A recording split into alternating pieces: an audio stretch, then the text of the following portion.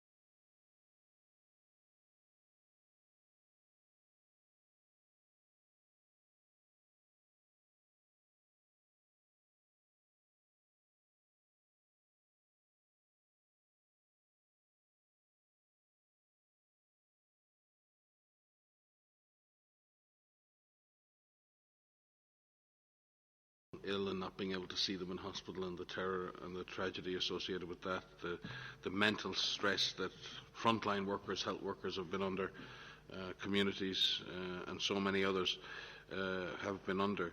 It's one thing to say that mental health is and psychological health is under pressure. That's true, but it's also the opposite of that has to be what we're doing to support and provide psychosocial support to people and communities.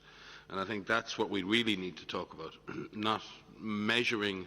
We need to measure the mental health impact and understand truly what's happening, but I think there's a point where it just becomes unethical to continue to call something out as an issue, but not actually focus on solutions for people and communities. And I'd just like to recognise the work that Deborah and Mark and the people here do in the mental health programme. They've been outstanding.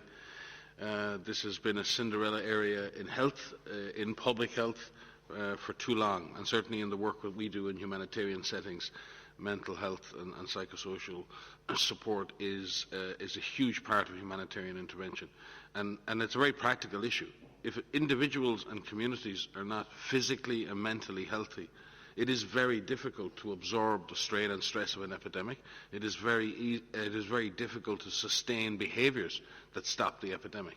There's one thing this virus seems to love, and that's despondency and incapacitation of our ability or willingness to stop the virus. And I sometimes wonder whether it is that impact that is the most profound.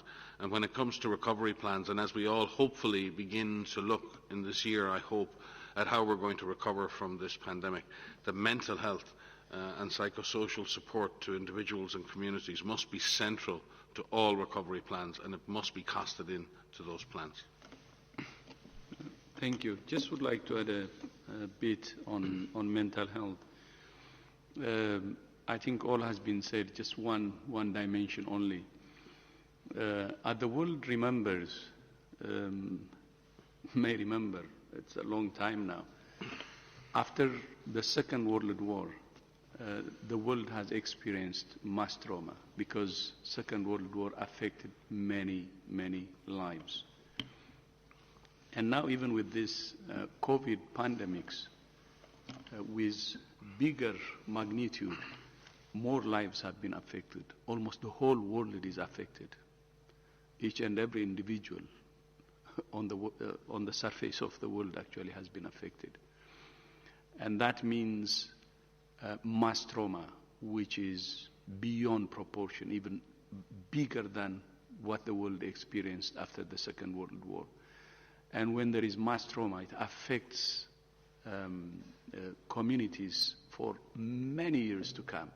So the mental health problem is not an issue of just current, like during the pandemics, but even for many, many years to come.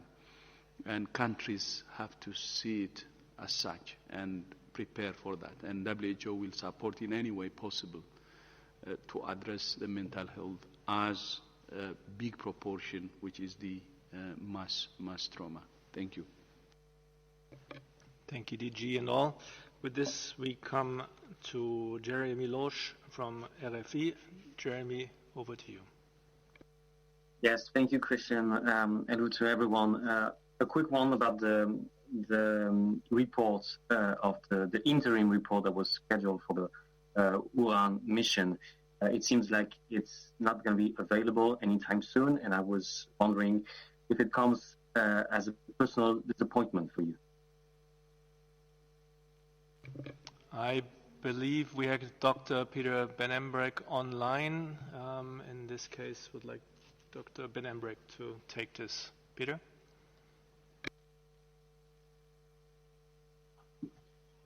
Yes, I'm here. Can you repeat the question, please? It's basically about why the interim report was not will not be issued, but when will the final report come over? Yeah, we decided to go for the publishing and issuing both reports at the same time, both the summary report and the full report, because they follow each other and it makes sense to issue them together at the same time. The current timing is that the week of the 14-15 March, which is not next week, but the week after, that's where we plan to be able to release the report during that week. We don't have yet an exact date, but we are working on that week. Jeremy, does this cover your question? Well, mostly I would like to know why. I understand it makes more sense, but what is the main reason for postponing the release? Thank you very much. I'll hand over to Dr. Ryan for this. Peter, just to clarify, there was never a plan, I believe, for an interim report, first of all. There was hope that we would get a summary report out. Given the interest in this area and given the tremendous demand for detailed information, and we saw that with a huge and understandable demand for that information, the team itself felt that getting the full report done, the full report could have taken a lot longer, and what the team have done to their credit is really worked hard to try and come up with their full report so we can have a proper discussion around a full report rather than having two discussions, one on a summary report where you'll ask all the questions that need to be answered in a full report. So there was no scrapping of an interim report. There was never a plan for an interim report. This is really trying to facilitate a good discussion with the international community, with media, with public, around what will be a full report, and then we can discuss where we go from there. The Director General will receive that report from the team, we hope, in the near future, and obviously we will respond to the recommendations in that report. Thank you very much, Dr. Ryan, for this important clarification. With this, we go over to Helen Branswell from Stat News. Helen, please unmute yourself. Thank you, Christian. I was hoping we could get an update, please, on the outbreaks, the Ebola outbreaks in DRC and Guinea. Thank you. Thank you very much, Helen. And as we have Dr. Sose Fall online, I'll hand over to him. Over.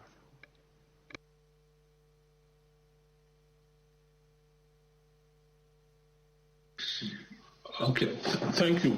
Thank you, Ellen, for the questions. As you know, we are fully involved in supporting Guinea and DRC to respond to Ebola outbreak, in addition to the response to the COVID-19 pandemic. In DRC, so far, we have recorded 11 cases, including 3 new cases over the last week. And we are implementing the all pillar of the response, using a community-based approach, making sure that also we implement the ring vaccination, contact tracing, and treatment of patients using the available therapies. So far the situation is stable, but as you know, the risk is still high for expansion to other health areas or neighboring countries. The situation in Guinea, in terms of number of cases, we have now 18 cases reported in the Zero Quarter area. Over the last week, we have recorded 8 new cases.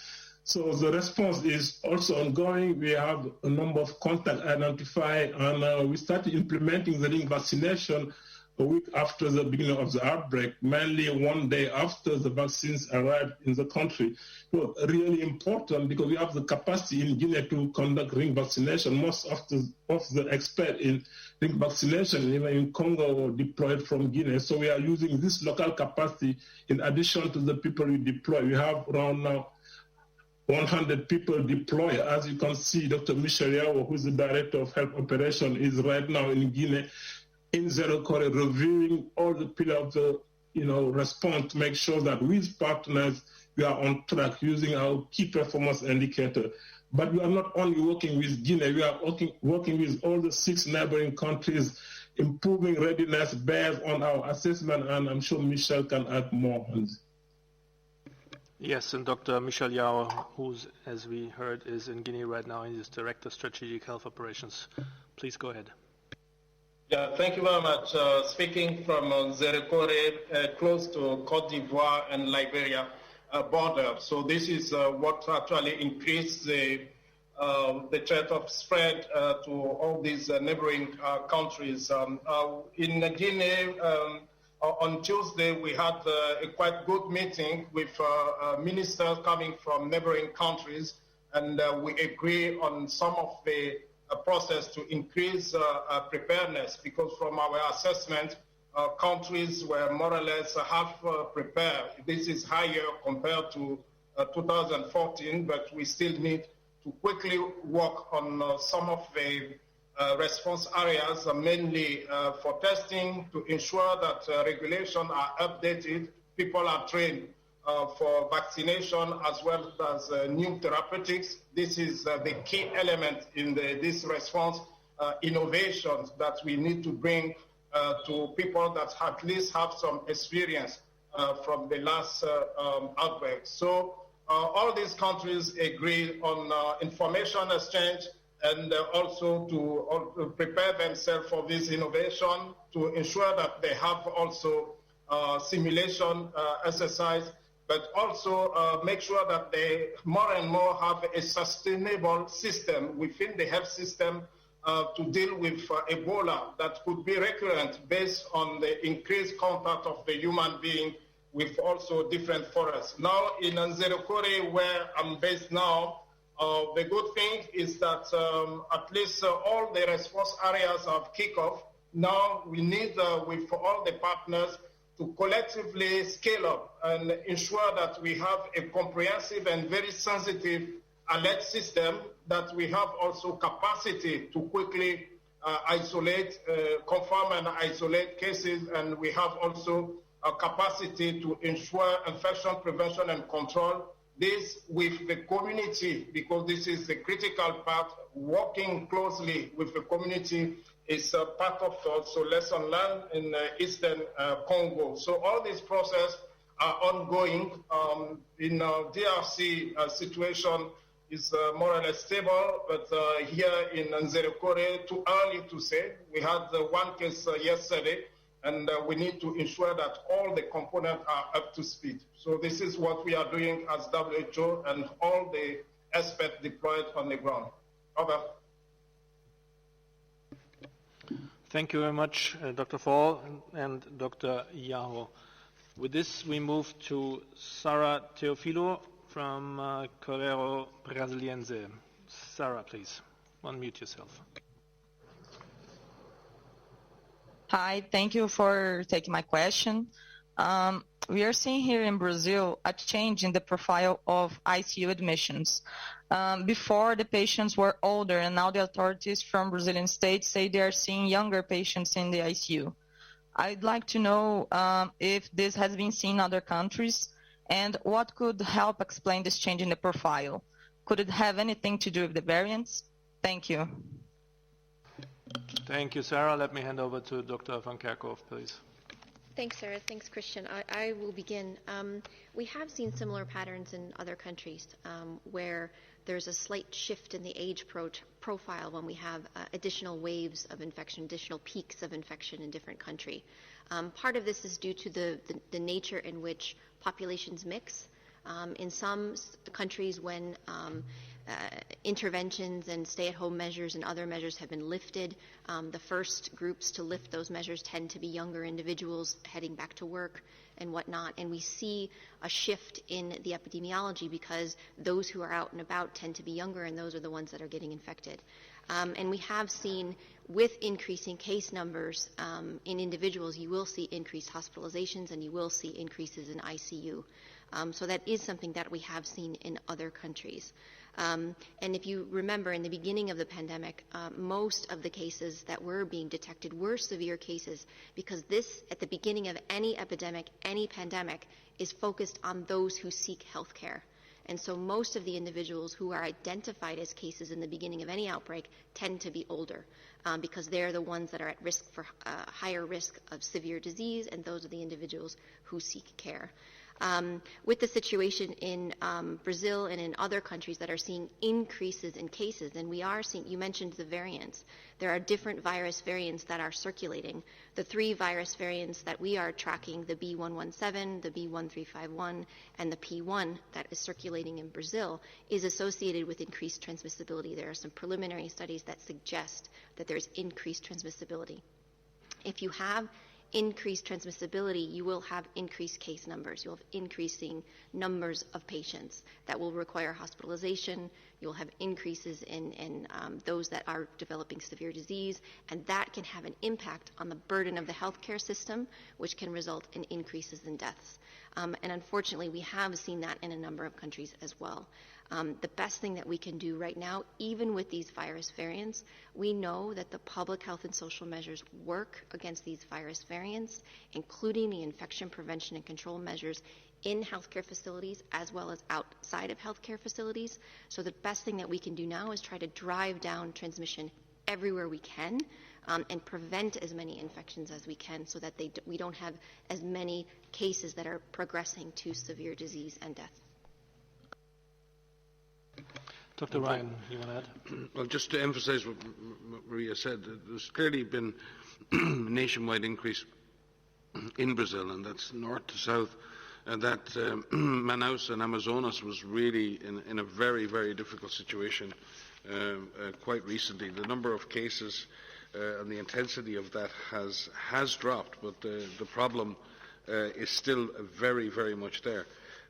And even in Amazonas right now, we're still talking about 80% plus ICU occupation, and overall COVID-19 bed occupancy is nearly 60%, and that's in the context of falling numbers. So that pressure is still there. But what we've seen is similar patterns starting to emerge in other parts of Brazil, particularly in the northeast and even all the way down to the south. We see similar patterns. What Maria said, I think, is key. The public health and social measures, the behavioural measures, stop all of these strains or variants. And we really do. Now is not the time for Brazil, or anywhere else for that matter, to be relaxing. And I say this, I have the same feeling myself. The arrival of vaccine is a moment of great hope, but it potentially also is a moment where we lose concentration. If I think I'm going to get a vaccine maybe in the next few weeks or the next 6 weeks or the next 2 months, maybe I'm not so careful anymore. Maybe I think I'm through this, right? You don't need a whole lot of people to start thinking like that we give the virus opportunities to spread. We saw that in Europe. We saw that coming up to the Christmas period. Small changes in the behaviour of a large number of people can lead to huge changes in the epidemiology of this virus. I think we need to have learned that by now. So when we change,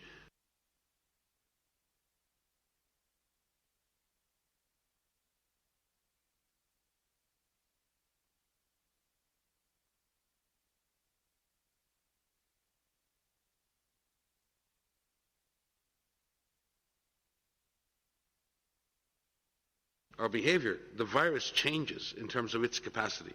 So we need to adapt our behaviour carefully, systematically, and we need to be very careful when exiting public health and social measures, however difficult they are. The states and the municipalities there's 5,600 municipalities in Brazil, I think. Mariangela will tell me if I'm wrong. It's a complex country. Each and every one of those municipalities is unique. They're all fighting very, very, very hard, and they all require, and the states and the government of Brazil require our full support. But the story in Brazil can be and will be repeated elsewhere if we stop implementing the measures as we need to implement them. We need to support communities to do that, not criticise communities who do that. And this is going to be the case in the Americas, in Europe, and everywhere else. The process of realising the benefits of vaccination are going to be about doing the other things really well. Keeping up our own personal behaviour, maintaining public health measures where we need to until we're sure we can control the disease, getting our public health and surveillance measures back in place. Many countries have stopped doing case finding and contact tracing because they've had such intense community transmission. Well, are you ready to start again as these numbers fall, as vaccines start to get rid of the deaths and of the hospitalizations, and the pressure comes on to open up again? Are governments ready to go back to doing cluster investigation, expanding testing, extending rapid testing to as many people as possible? These are the things we're going to have to put in place if we're going to exit the kinds of lockdowns and the kinds of measures that have all affected our lives so much. We need to put in place strong continuation of our own behaviours, strong surveillance, very powerful vaccination for all who need it. And if we get those three things right, then I believe countries can begin to think about how they exit these very severe public health and social measures. And I'm really concerned right now, I really am very concerned, that all of us,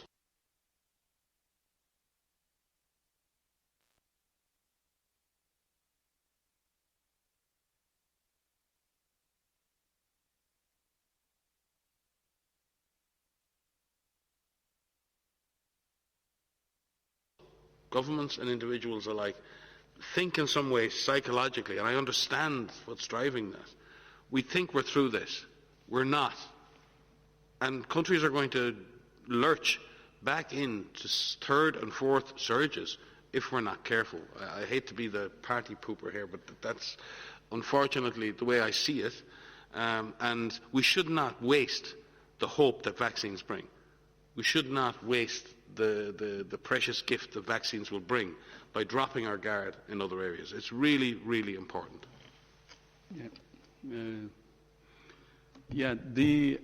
I fully agree. The situation in Brazil is very, very concerning.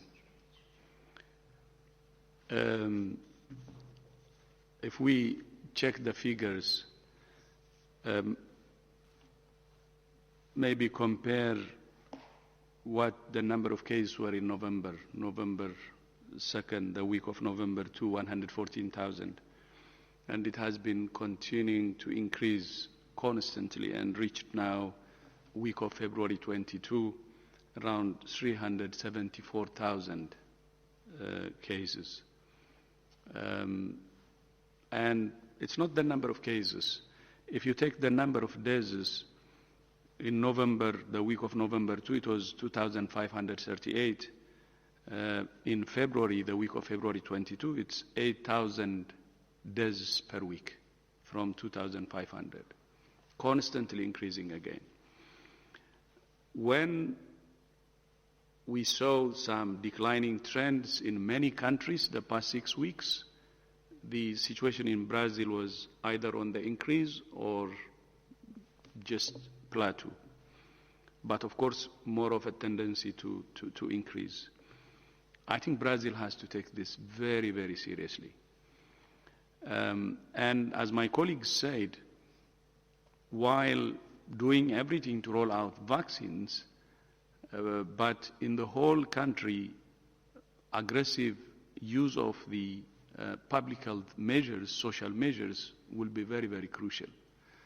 Without doing things to impact transmission or suppress the virus, I don't think we will be able in Brazil to have the declining trend.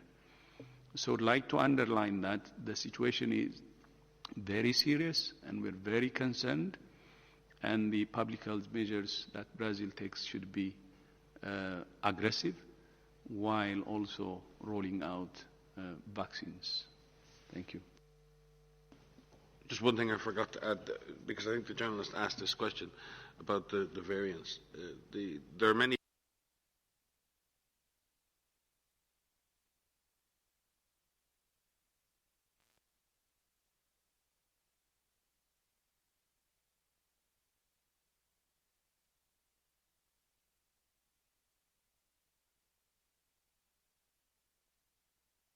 variants that have circulated in Brazil, but the P1 variant has become dominant. We are concerned about the P1 variant. It carries some very specific mutations that confer on the virus very particular advantages, particularly around transmission. And there is no question that it has added to the complexity of the situation that Brazil faces. And equally, Brazil would have been one of the areas, particularly around Amazonas and Manaus, that had intense previous outbreaks. So again, there is no question that a proportion of these cases that are occurring now are reinfections, potentially due to waning immunity or due to